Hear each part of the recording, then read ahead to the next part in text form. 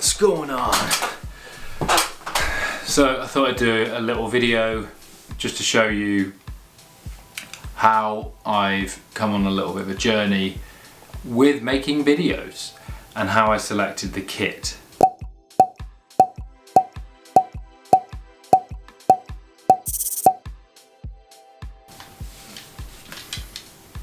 This. And so the first thing that I would recommend that you do is to speak to other people who are making some videos. So that's what happened with me. I was challenged to make a video for LinkedIn. As I started making a couple of those, I became a little bit more comfortable on the camera and started to enjoy myself making the videos. So you've probably got all the equipment that you possibly need because you already have a phone. The phone audio is okay so long as there isn't other interference, but the onboard microphone is fine for the videos that you're likely to produce. Don't worry about whether certainly don't worry about who's going to see your videos. When you first start doing it, trust me, no one's going to see your videos. You'll be begging for people to see your videos. Then I've got this external battery pack because I was out and about a lot, and that meant that by taking the videos I was always having to just completely drain the battery and it would run out.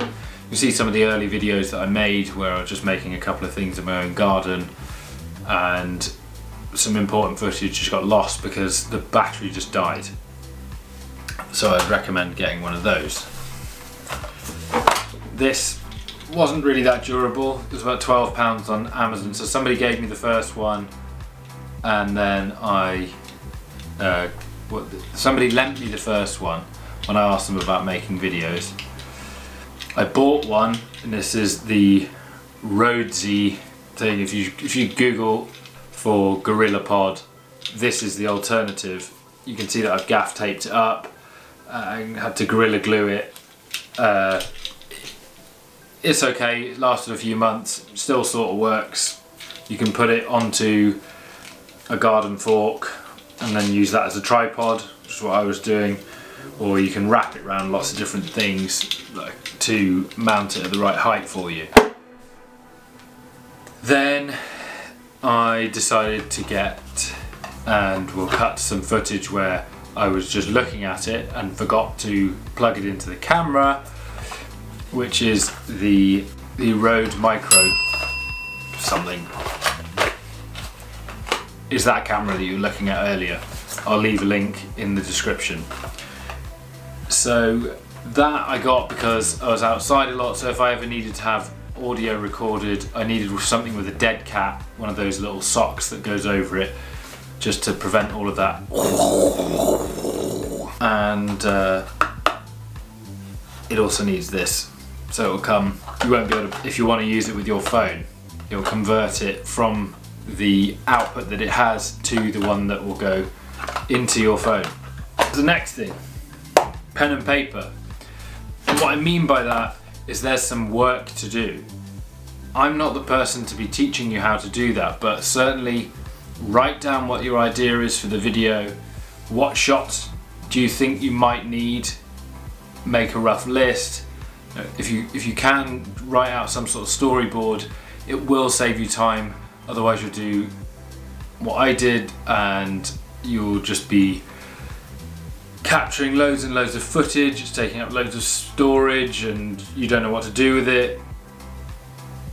There's not really any reason for you to have taken all of those shots, and you just wasted your time.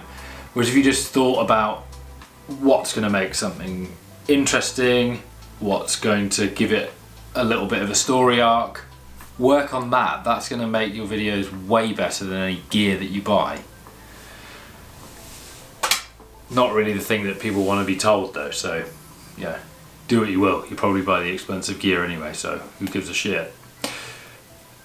Everybody tells you to buy the lighting, so at the moment I'm just using one of these LED battery lamps that I got from Toolstation, which I use for work.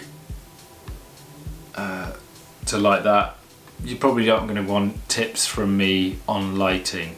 You can take this as the example. And I've also got a cheap ring light that is just behind you. That sort of stuff is really unpopular. No one bothers to watch that sort of thing. They're less interested in lights and much more interested in expensive camera gear.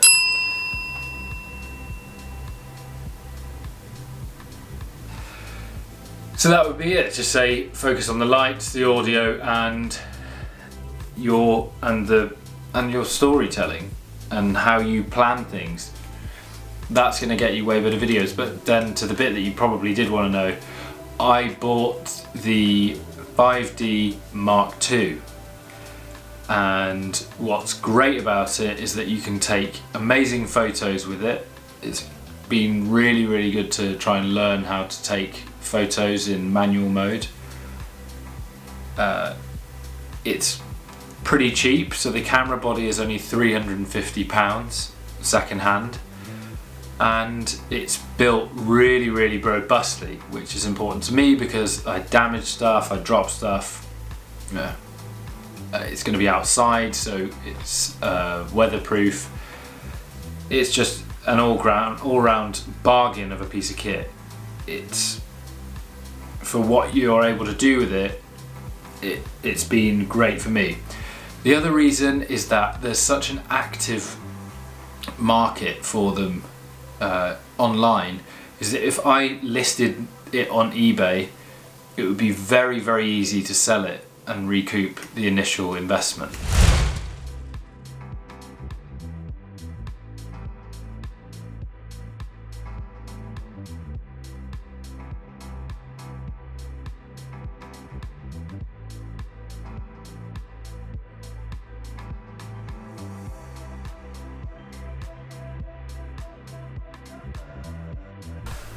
Just one downside to it is that there is no autofocus in video mode. So you could see that earlier on when I was making use of the window light, I shot the entire thing out of focus, and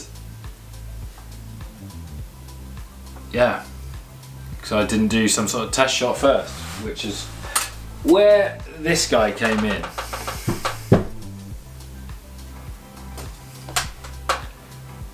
Let me know in the comments what you think he should be called, because he's going to get used a lot. So that's a little workaround. So you probably can get out of it what you want from this camera without going and spending an absolute fortune. So I think I figured out a way to do it. You have to do it like this. Hold the autofocus button, set it to live mode, and then it seems to work. Which is fine, but you would have to do that reaching over all this sort of business. But it's a workaround, and you could see that the person, that little man drawing that I put up yesterday, didn't seem to work that well because I was leaning forward, and so we had this business where I set it up for the focus to be here and I ended up here. Yeah, that's all part of the learning process. Whew.